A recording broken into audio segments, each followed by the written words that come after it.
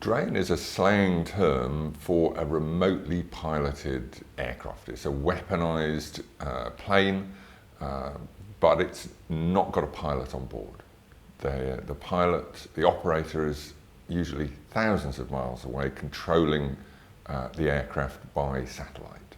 The armed drone is really one of the defining weapons of the post-9/11 period. In fact, the first proper weapons testing of a drone took place about 3 days, I think, into George W. Bush's presidency back in 2001. And they were first used in anger just weeks after the 9/11 atrocities, when the United States used armed drones during the assault on Afghanistan. They'd become a key weapon in the fight, really because of where the fight took place. Initially against Al-Qaeda in Pakistan, in Afghanistan, and then in other theatres as well. Why were the drones important? Because these were remote and inaccessible places that militaries had generally not been able to reach before. The British and American air forces have cooperated extensively for decades. And for the Royal Air Force, as they saw the emergence of armed drones, firstly used by the CIA and then by the more conventional American US Air Force, I think the British were aware of the potential of armed drones, but also of their potential to disrupt the way that things were done. So the British were involved in the American armed drone program very early on. Within 3 years of drones being weaponized, the British were part of the American program. They were sharing pilots and analysts so that the British could get a feel. And then in 2008, the UK acquired their own armed drones for the first time, and since then have been using them very heavily in all of the conflicts that they've been involved in. The benefits that armed drones bring to militaries is not having the pilot on board. That does two things. First of all, it takes risk significantly out of the equation. If you need to fly an aircraft into hostile space, you're risking the pilot.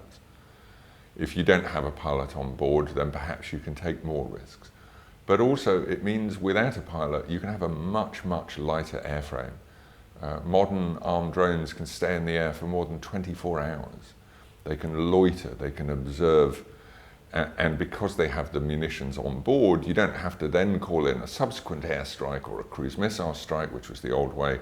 You have the weapons already there and you can take the shot. So they open up all sorts of potential.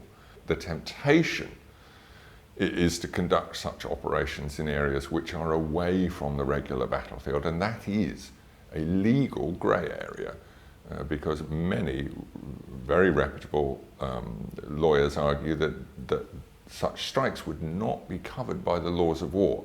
They're covered by the far more prescriptive international human rights law, which is the law applicable for non-conflict events in any particular country. So when the United States has bombed in Pakistan or Yemen or Somalia, countries it's not officially at war in, and yet it is conducting military actions in those countries, there has been a red flag about the legality or illegality of such strikes. Targeted killing, targeted assassination has always been part of war. Military commanders have always sought to kill their opposite numbers for the great strategic benefit that brings. Armed drones turned out to make that process much easier. Not just the finding of enemy leaders, whether military or terrorist, but also the near simultaneous killing of them once you find them. And that's because armed drones are effectively an assassin's rifle in the air. It gave a great new capability to the American military in particular. So for example, when they were trying to hunt down the leader of Al-Qaeda in Yemen, Anwar al-Awlaki, or one of the key leaders of Al-Qaeda in Yemen, armed drones were crucial to that process. They tracked him down, they were able to identify, and they played a pivotal role in the assassination of that terrorist leader. Without armed drones, they may have had to have called in manned aircraft, cruise missiles perhaps, by the time those other assets had got to the scene. the terrorist leader, the military leader, may be long gone. So armed drones have really improved the ability to carry out targeted killing, but not without risks. And those risks are often reflected in other ways. For example, displaced violence in the countries that strikes take place, or the risk to civilians on the ground who can get caught up in these very violent acts. There is a fascination with the men and women who remotely fly these armed drones, and I think much of that fascination and concern, it must be said, actually comes from military officials themselves. There is something disconcerting for many soldiers, sailors, airmen about pilots and analysts being at home conducting war, in effect, thousands of miles away.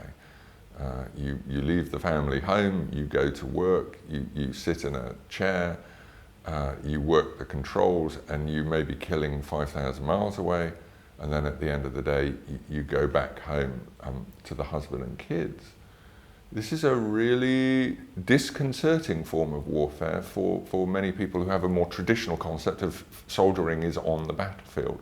Although, of course, much of modern warfare, particularly for Western militaries, is remote. Tank battles sometimes taking place miles apart, aircraft firing over the horizon, ships firing cruise missiles from hundreds of miles away. So much of modern warfare is remote, but perhaps the general public's understanding of modern warfare hasn't quite caught up with the reality of how we fight wars.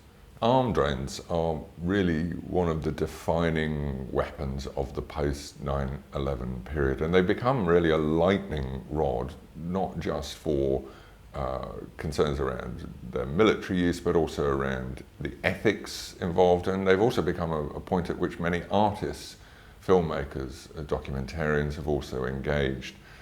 They are a weapon that I think tie into popular imagination, our fascination with science fiction, our fascination with robotics, although they're not robotic.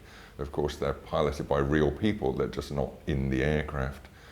So they've become this lightning rod. They've become this point at which we engage with modern warfare and our concerns about modern warfare.